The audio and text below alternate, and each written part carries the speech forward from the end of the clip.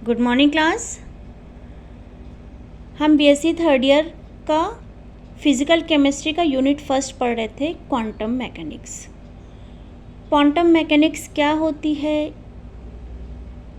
इसमें कौन कौन सी थ्योरीज आई, जैसे ब्लैक बॉडी रेडिएशन था, फोटो इलेक्ट्रिक इफेक्ट था, कॉम्पटन इफेक्ट था, बोर्स का एटॉमिक मॉडल था, हाइजेनबर्ग अनसर्टेनिटी प्रिंसिपल था, डी ब्रॉगली का dual nature, de Broglie hypothesis था। तो ये सारी हमने पढ़ी हुई है। आज हम पढ़ेंगे क्लासिकल वेव इक्वेशन। देखो, क्लासिकल वेव इक्वेशन की स्टडी हम क्यों करते हैं। सबसे पहले तो ये जान लेते हैं कि क्लासिकल वेव इक्वेशन की स्टडी हम क्यों करते हैं। ये क्लासिकल वेव इक्वेशन हम कैलकुलेट कर रहे हैं किसके लिए, इलेक्ट्रॉन के लिए। जो क्लासिकल वेव इक्वेशन है ये हम कैलकुलेट कर रहे हैं इस इलेक्ट्रॉन के लिए। हमने पढ़ा है कि डी ब्रॉगली के अनुसार इलेक्ट्रॉन वेव नेचर के साथ साथ पार्टिकल नेचर भी शो करता है, तभी इसको dual nature of de Broglie का ड्यूल नेचर बोला गया है। ठीक है, वेव क्या होता है, वेव पार्टिकल नेचर भी इलेक्ट्रॉन जो होता है वो वेव नेचर भी शो करता है और पार्टिकल नेचर भी शो करता है। आपको बताया था मैंने, जब मास कम होता है तो वो वेव नेचर शो करता है और जब मास ज़्यादा होता है तो वो पार्टिकल नेचर शो करता है। ठीक है, वेव को इनकी वेव, अगर ये कोई पार्टिकल वेव नेचर शो कर रहा है तो उसके साथ उसकी क्या जुड़ी होगी, वेवलेंथ। क्लियर। देखो बेटा, क्या होता है कि जब इलेक्ट्रॉन अपने ऑर्बिट में घूम रहा होता है तो इनसे वेव निकलती हैं और ये वेव जो होती हैं वो स्टेशनरी वेव होती है। और ये जो स्टेशनरी वेव है ये वैसे ही वेव होती है जैसे धनुष में रस्सी खींचने पर वेव आती है। जैसे ये होता है ना धनुष, ये धनुष का ये डंडा होता है और उससे यहाँ से हम क्या करते हैं, रस्सी को बांध देते हैं। ठीक है, फिर जब हम इस रस्सी को, ये डंडा होता है और ये रस्सी होती है। जब इस रस्सी को हम डंडे को खींच के बांध देते हैं और रस्सी को खींचते हैं, खींचने के बाद जब हम छोड़ते हैं तो जो वेव आती है बिल्कुल वैसे ही वेव आती है। कब, जब इलेक्ट्रॉन अपने ऑर्बिट में घूम रहा होता है। ठीक है, ये जो होता है यहाँ पे, ये जो होता है ये होता है आपका एम्पलीट्यूड और इसको हम डिनोट करते हैं फाई से। ठीक है, तो हम बोल सकते हैं फाई जो होता है ये फंक्शन होता है किसका, एक्स एंड टी का। क्या बोल सकते हैं, phi is the function of x and t. X यहाँ पे क्या है, कोऑर्डिनेट। ठीक है, कोई भी इलेक्ट्रॉन होते हैं उसके कोऑर्डिनेट होते हैं एक्स, वाई और जेड। टी आपका क्या है, टाइम। क्लियर। जब इसी तनी हुई रस्सी के लिए क्लासिकल वेव इक्वेशन निकाली गई तो क्या पाया गया, जो क्लासिकल वेव इक्वेशन इस रस्सी के लिए निकाली गई, मतलब ऐसे वेव के लिए जो क्लासिकल इक्वेशन निकाली गई, तो हम क्या बोल सकते हैं, classical wave equation, classical wave equation for, कैसे, किसके लिए, तनी हुई रस्सी, स्ट्रेच्ड स्ट्रिंग, स्ट्रेच्ड स्ट्रिंग। क्या निकल के आया, del square phi upon del x square is equal to 1 upon v square del square phi upon del square del t square. ठीक है, यहाँ पे x आपका क्या था, कोऑर्डिनेट, v क्या था, वेलोसिटी था और t क्या था, आपका टाइम था। फाई क्या है, आपका एम्पलीट्यूड है। इसको हमने माना इक्वेशन नंबर 1। अब इस इक्वेशन का यूज़ करके इलेक्ट्रॉन के लिए वेव इक्वेशन हम निकालेंगे। हमने बताया क्या, phi is the function of x and t. Phi किसका फंक्शन होता है, एक्स और टी का। ठीक है, या फिर हम इसको ऐसा भी लिख सकते हैं, फाई एक्स टी ये फंक्शन होता है किसका, एक्स और टी का फंक्शन होता है। ये हमारा हो गया इक्वेशन नंबर 2। अब टी के रिस्पेक्ट में जो फंक्शन होगा उसका स्टेशनरी मोशन, टी के रिस्पेक्ट में जो फंक्शन होगा उसका स्टेशनरी मोशन अगर हम देखें तो ये हमारा आता है g t is equal to a sine 2 pi mu t. ठीक है, ये हो गया हमारा इक्वेशन नंबर 3, जहाँ पे म्यू क्या है, फ्रीक्वेंसी है, टी टाइम है, और ए क्या है, एम्पलीट्यूड है।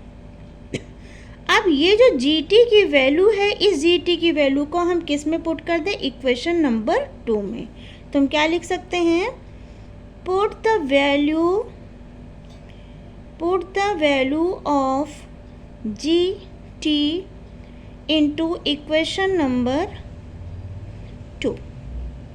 ठीक है बेटा, जब ये वैल्यू हम इस इक्वेशन में पुट करेंगे तो क्या आएगा, फाई एज इट इज़ रहेगा, एक्स और टी एज इट इज़ रहेगा, इज इक्वल टू क्या हो जाएगा, एफ और एक्स एज इट इज़ रहेगा। जी की जगह हम क्या लिखेंगे, ए साइन 2 म्यू टी। ये बन गया हमारा इक्वेशन नंबर 4। ठीक है, अब टी के रिस्पेक्ट में इक्वेशन नंबर 4 का हम क्या कर दें, डिफरेंशियल कर दें। क्या बोला हमने, इस इक्वेशन नंबर 4 का टी के रिस्पेक्ट में डिफरेंशियल कर दें। तो ये क्या बन जाएगा, del phi upon del t is equal to f x into a. अब ये इसका जब कॉस का साइन का डिफरेंशियल करेंगे तो किस में कन्वर्ट हो जाएगा, कॉस में, a cos 2 pi mu t into 2 pi mu. Clear.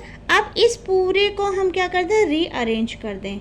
जब हम इसको रीअरेंज करेंगे तो ये क्या हो जाएगा हमारा, 2 pi mu a f x cos 2 pi mu t. ठीक है, अब फिर से ये जो आया है हमारा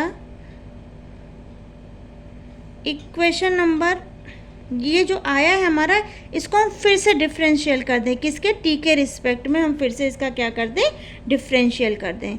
इक्वेशन नंबर 5 का हम फिर से टी के रिस्पेक्ट में क्या कर दें, डिफरेंशियल। तो जब हम इसका फिर से डिफरेंशियल करेंगे, अभी ये डेल था, अब क्या हो जाएगा, डेल स्क्वायर। तो हम क्या लिखेंगे, del square phi upon del t square. T के रिस्पेक्ट में हम कर रहे हैं, इधर क्या हो जाएगा, 2 pi mu a f x.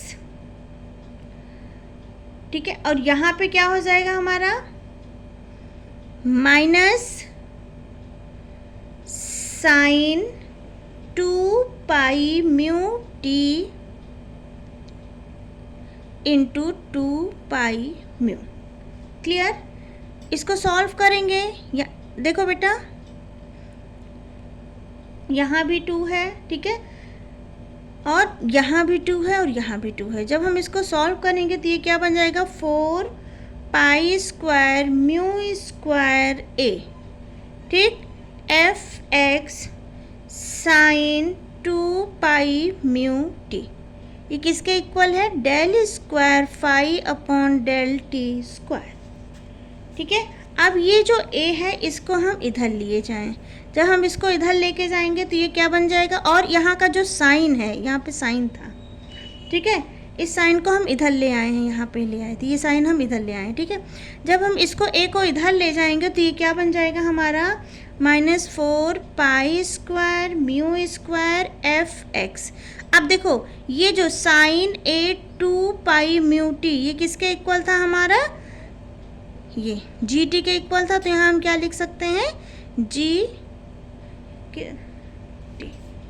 Clear, ये बन गई हमारी क्या, इक्वेशन नंबर 6। अब हमको पता है ये जो जी टी होता है ये कैसी वैल्यू होती है, ये कांस्टेंट होती है। अब क्या करें, अब हम x के, अभी तो हमने t के रेफरेंस में इसका डिफरेंशियल किया था, अब हम किसके रिस्पेक्ट में डिफरेंशियल करेंगे, x के रिस्पेक्ट में। ये जो वैल्यू आई ये हमने t के रिस्पेक्ट में जब डिफरेंशियल किया था तब आई। अब हम किसके रिस्पेक्ट में डिफरेंशियल करेंगे, x के रिस्पेक्ट में डिफरेंशियल करेंगे। देखो वैल्यू क्या थी, फाई क्या था, x और t, ये किसका किसका फंक्शन था, एफ एक्स इंटू जी और t। ये वैल्यू कांस्टेंट हो गई। जब ये कांस्टेंट है तो अब हम क्या करेंगे, अब हम इस x के रिस्पेक्ट में डिफरेंशियल करेंगे इस पूरे को, तो क्या हो जाएगा del phi upon del x is equal to क्या हो जाएगा जी टी, फिर यहाँ पे क्या हो जाएगा del f x upon del x. Clear. इसका फिर से डिफरेंशियल कर दो, डबल डिफरेंशियल कर दो, तो क्या हो जाएगा del square phi upon del x square is equal to g t. यहाँ पे क्या हो जाएगा del square f x upon del x square. ये बन गया आपका इक्वेशन नंबर, यहाँ पे कौन सी इक्वेशन थी 6, इक्वेशन नंबर 7। ठीक है, ये वैल्यू किसकी आई del square phi upon del x square. अब देखो यहाँ पे भी हमने एक वैल्यू निकाली थी, देखो यहाँ पे हमने एक वैल्यू निकाली थी कौन सी del square phi upon del t square की वैल्यू ये थी। समझ में आ रही बात, ये हमने निकाला था किसके रिस्पेक्ट में डिफरेंशियल किया था, यहाँ पे टी के रिस्पेक्ट में जब डिफरेंशियल किया था तो del square phi upon del t square की जो वैल्यू निकल के आई थी वो ये थी। क्लियर। जब हमने x के रिस्पेक्ट में डिफरेंशियल किया तो जो वैल्यू निकल के आई वो क्या थी del square phi upon del x square is equal to g t del square f x del x square. ठीक है, ये हमारा इक्वेशन नंबर 5 और वो था हमारा इक्वेशन नंबर 6। तो हम क्या कर सकते हैं, put the value of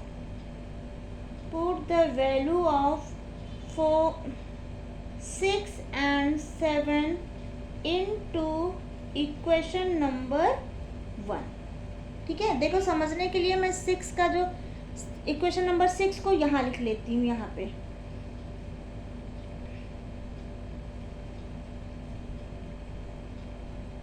equation number 6 हमारा क्या निकल के आया था, इक्वेशन नंबर 6 था हमारा del square phi upon del x square is equal to क्या था -4 pi square mu square f x g t. ये हमारा था इक्वेशन नंबर 6।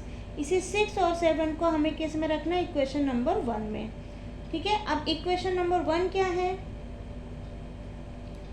इक्वेशन नंबर 1 हमारा क्या था, इक्वेशन नंबर 1 था del square phi upon del x square is equal to 1 upon v square into del square phi upon del t square. ठीक है, देखो ये वैल्यू भी हमें पता चल गई किससे, इक्वेशन नंबर 6 से। ठीक है, देखो यहाँ पर del square phi upon del t square की वैल्यू तो ये है और del square phi upon del x square की वैल्यू ये है।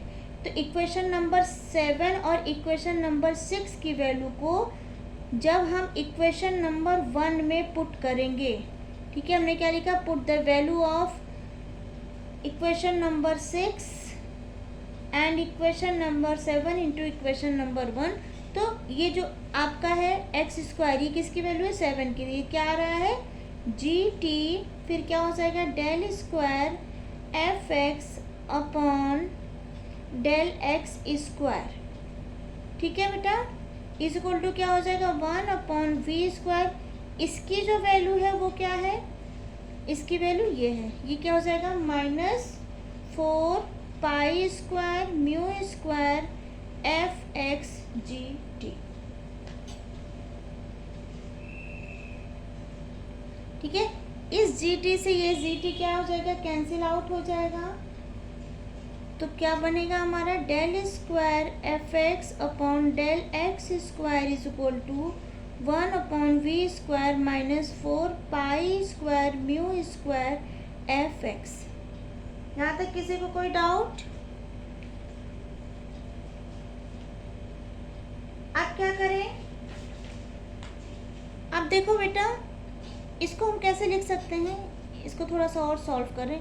Del x square f upon del x square is equal to क्या हो जाएगा, इस v को हम यहाँ ले आए तो माइनस यहाँ आ जाएगा 4 pi square mu square f x, ये म्यू है, ठीक है, अपॉन ये भी म्यू था, ठीक,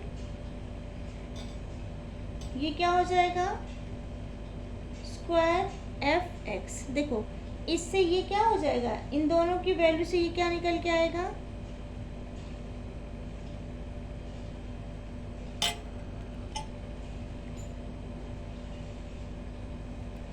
देखो ये वी स्क्वायर है और ये जो होता है mu square upon v square, इसकी वैल्यू होती है 1 अपॉन लैम्डा स्क्वायर, ठीक है। तो हम क्या लिख सकते हैं, माइनस 4 पाई स्क्वायर, ठीक है, और क्या हो जाएगा एफ एक्स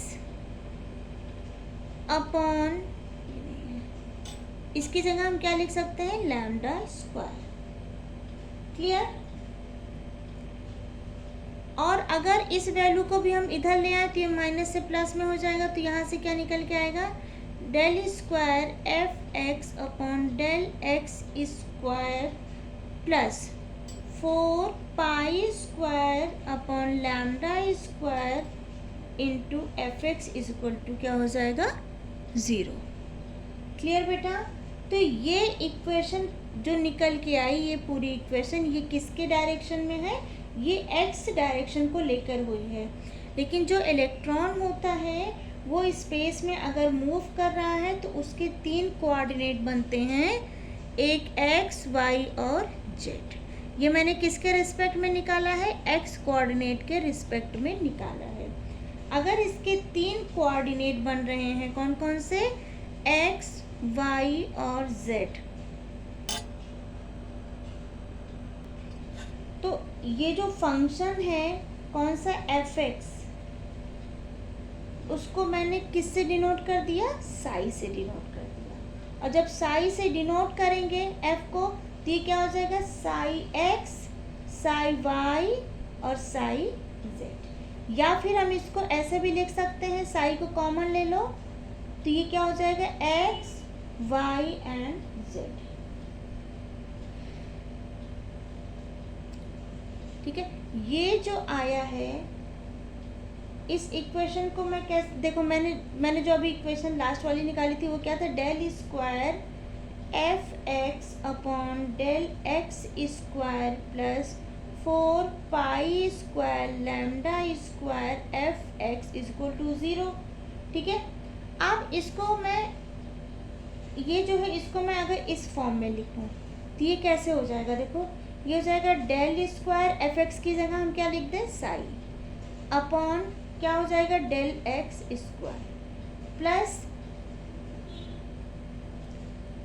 क्योंकि हमने यहाँ पे केवल एक ही कोऑर्डिनेट लिए गए थे, अब हम 3 कोऑर्डिनेट ले रहे हैं तो क्या लिखेंगे, del square psi upon del y square plus del square psi upon del z square plus क्या है हमारा 4 pi square upon lambda square, ठीक है। और इस एफ एक्स की जगह हम क्या लिख सकते हैं, psi x y z is equal to क्या हो जाएगा 0। ये जो इक्वेशन कहलाती है, ये इक्वेशन कहलाती है हमारी क्लासिकल वेव इक्वेशन कहलाएगी, ठीक है बेटा। क्लियर ये चीज़। अच्छा, एक जगह आपको डाउट हो रहा होगा, पीछे मैंने बोला था ना कि ये जो आपका mu square upon v square होता है, ये क्या होता है, 1 अपॉन लैम्डा स्क्वायर होता है। देखो बेटा, होता क्या है कि जो आपका वेलोसिटी होता है वो किसके होता है, फ्रीक्वेंसी इंटू लैम्डा के इक्वल होता है, ठीक है। तो यहाँ से अगर हम लैम्डा की वैल्यू फाइंड आउट करेंगे तो ये क्या निकल के आएगा आपका, वी अपॉन क्या हो जाएगा, म्यू, ठीक है। और अगर कहीं पे लिखा है म्यू अपॉन वी तो इसका मतलब क्या हुआ, 1 अपॉन लैम्डा। और अगर कहीं पे लिखा है mu square upon v square तो ये हमारा क्या हो जाएगा, 1 अपॉन लैम्डा स्क्वायर, ठीक है। ये पीछे थोड़ा सा मुझे बताने में मिसप्रिंट हो गया था, मतलब मैं भूल गई थी इसको बताना, मिस हो गया था मुझे बताने में ये, तो ये आप समझ लीजिएगा। और आई होप आपको क्लासिकल थ्योरी समझ में आई होगी। Thank you.